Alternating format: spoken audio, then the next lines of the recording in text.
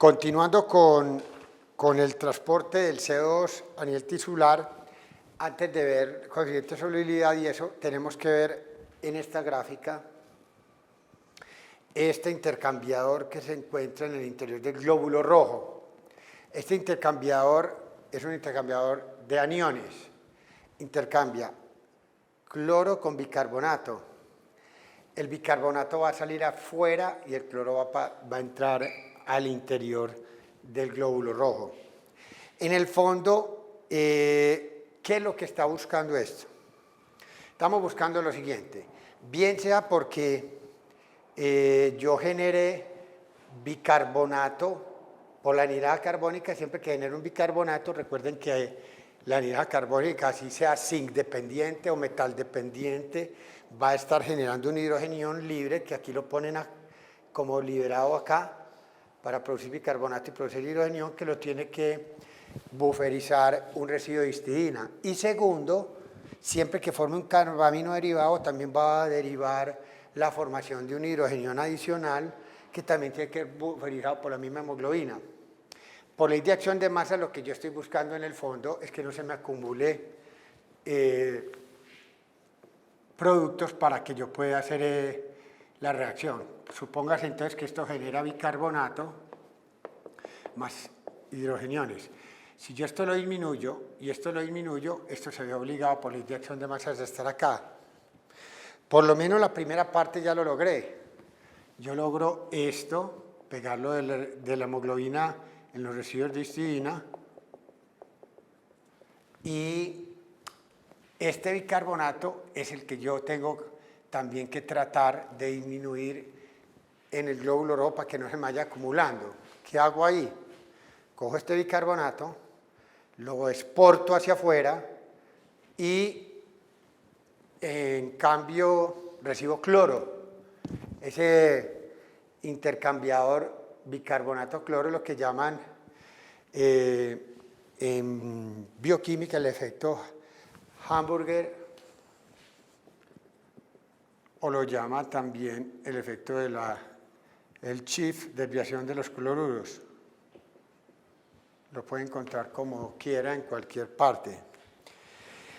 Eso es la famosa banda 3 del eritrocito, tiene que ver con esto. Entonces, ese intercambiador cloro-bicarbonato nos va a explicar que la gran mayoría del bicarbonato va a viajar en el plasma más que en el glóbulo rojo. Y la forma más importante de transporte del CO2 en el plasma va a ser como bicarbonato y no como carbaminoproteína ni como CO2 disuelto.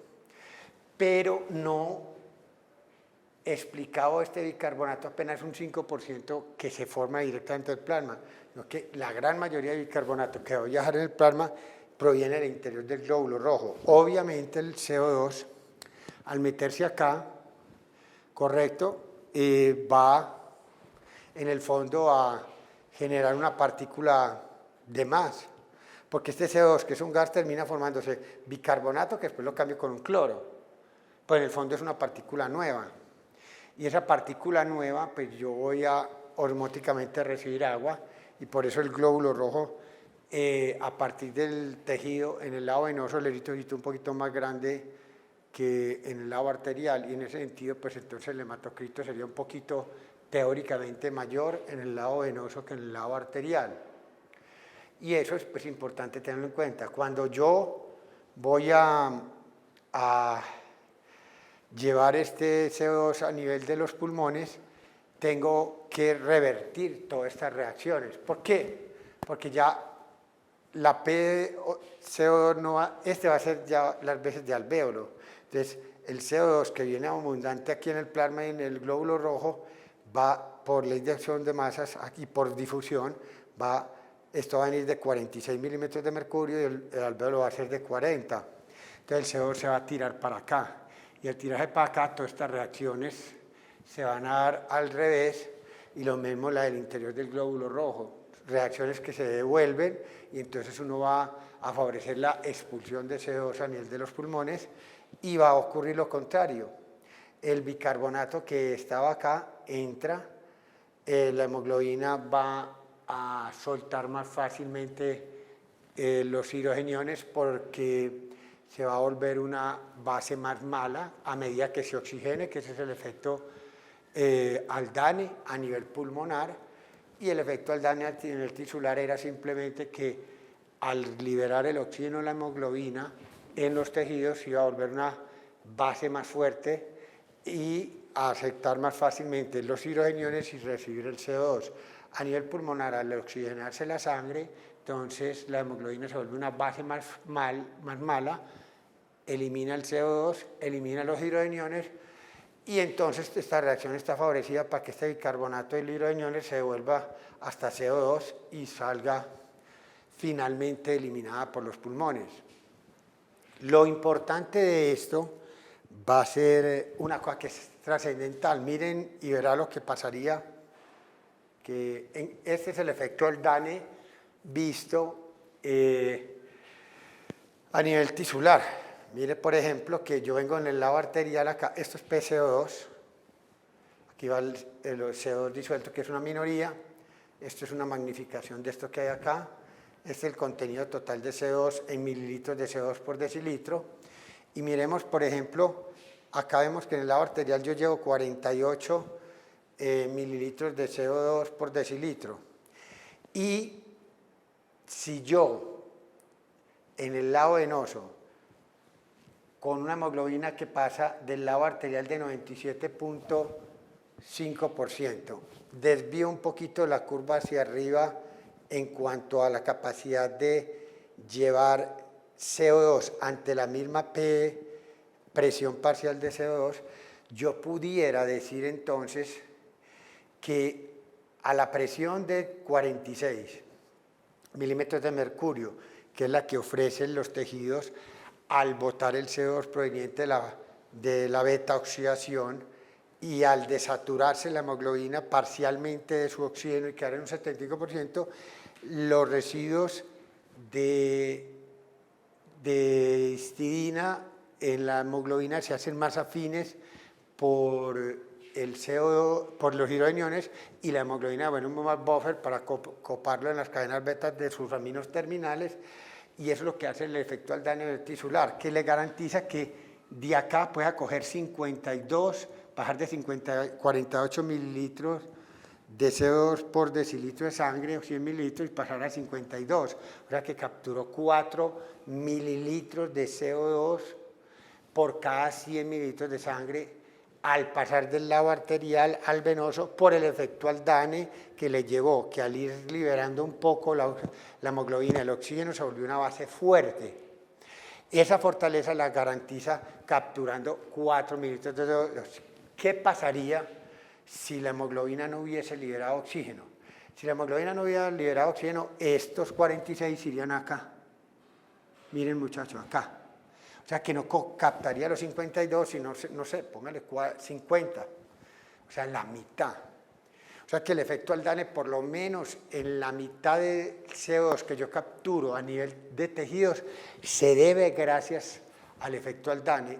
En este caso, efecto Haldane explicado a nivel tisular. Entonces, la sangre va a viajar entonces hacia el pulmón, y va a ir a tratar de hacer lo contrario de lo que hizo a nivel tisular. Al llegar a nivel pulmonar, va a encontrar un ambiente rico en oxígeno a nivel pulmonar y escaso en CO2. Va a botar el CO2 al alvéolo, el alvéolo al medio ambiente, y disminuye la PCO2 a nivel vascular.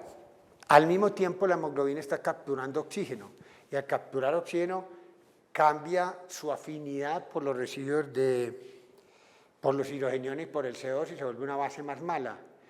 Y al volverse una base más mala, pues obviamente ella quiere decir que ante la misma presión de CO2, ya a nivel arterial no va a quedar como en el lado venoso, que si siguiera con una gran afinidad tendría unos 50 de CO2, sino que va a quedar de 48. Entonces, ¿qué le favorece eso? Desviar la curva hacia abajo, que ante la misma presión de 40, que es la que se encuentra en los alvéolos, porque acuérdense que nosotros en un alvéolo estamos más o menos así. Un alvéolo tenemos esto acá, con una PaCO2 alveolar de 40 y venimos con 46 de CO2. Esto, entonces ella se va a equilibrar a 40, porque esto lo va a ir botando, y a 40 milímetros de mercurio, si yo siguiese como en la vena, tendría una afinidad mayor por la hemoglobina, por el CO2, si no lo hubiera liberado bien.